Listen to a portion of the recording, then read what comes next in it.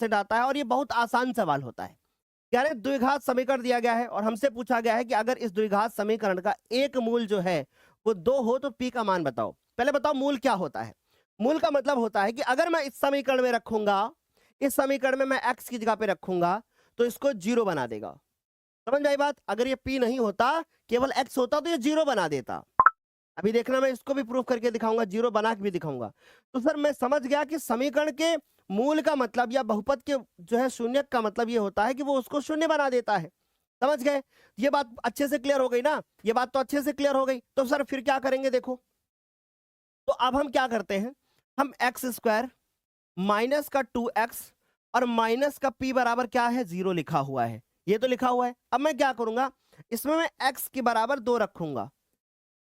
x बराबर क्या रखूंगा, 2 रखूंगा। चलो इसकी जगह रखते हैं, तो आ गया 2 का स्क्वायर, फिर आ गया हमारे पास 2, फिर हो गया p बराबर कितना 0। सर यहां से हो गया 4, यहां से हो गया 4, यहां से हो गया p बराबर 0। सर ये हमारे पास तो 0 हो गया, 0 माइनस p बराबर, तो p बराबर कितना हो गया 0।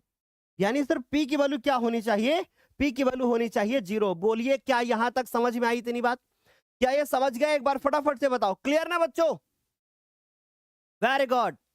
p की वैल्यू क्या हो जाएगी, p की वैल्यू हो जाएगी हमारे पास 0।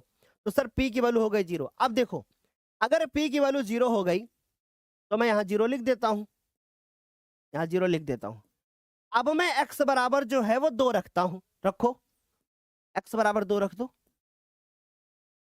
अभी देखना ये पूरा 2 4 हो गया, यहां भी 4 हो जाएगा, ये भी 0 हो जाएगा, ये भी 0 हो जाएगा। ये देखो 0 बराबर 0। यानी अगर p की जगह पे 0 होता तो ये पूरा 0 ही आता। फिर समझ गए, बढ़िया से क्लियर, वेरी गुड। हाँ, इस बिंदु की y अक्ष से दूरी बता दो। अब ये सवाल हमारे बोर्ड एग्जाम 2026 में आ सकता है, बहुत गौर से समझना। ये सवाल हमारे बोर्ड एग्जाम 2026 में डेफिनेटली आ सकता है, इस बात को दिमाग में एकदम सेट करके रख लो, ठीक, सेट करके रख लो। देखो जरा ध्यान से क्या लिखा है, 7,3 की y अक्ष से दूरी। अब कैसे लिखोगे, जैसे मान लीजिए हमारे पास 7,3 है। थोड़ा गौर से चीजें समझ लो, थोड़ा कॉन्सेप्ट समझ लो बेटा, थोड़ा कॉन्सेप्ट समझ लो। ऐसे तो मैं चाहूं तो अभी ट्रिक बता दूं ऐसे, अरे y अक्ष से दूरी निकालती है लो भैया 7 हो जाती, खत्म। ऐसे नहीं, समझिएगा। सबसे पहले देखो अच्छे से समझो, एक बार पढ़ लो ताकि दोबारा पढ़ने की जरूरत ना पड़े। सर ये क्या होता है, सर इसको बोलते हैं एक्स निर्देशांक, इसका नाम होता है एक्स निर्देशांक, इसे हम एक्स निर्देशांक बोलते हैं, ठीक है सर। सर इसका दूसरा नाम, सर इसको बोलते हैं वाई निर्देशांक, इसको बोलते हैं वाई निर्देशांक, ठीक है, क्लियर हो गया। सर इसका दूसरा नाम होता है कोटि, इसको भुज बोलते हैं, ठीक। समझ में आ रही बात, कुछ कुछ चीजें क्लियर हो रही। हमने क्या कहा, पहली चीज ये एक्स निर्देशांक है, ये भुज है, ये वाई निर्देशांक है और ये कोटि है। अगला देखो सर, जो अब बताने जा रहा हूं ना वो बड़ी बात बताने जा रहा हूं।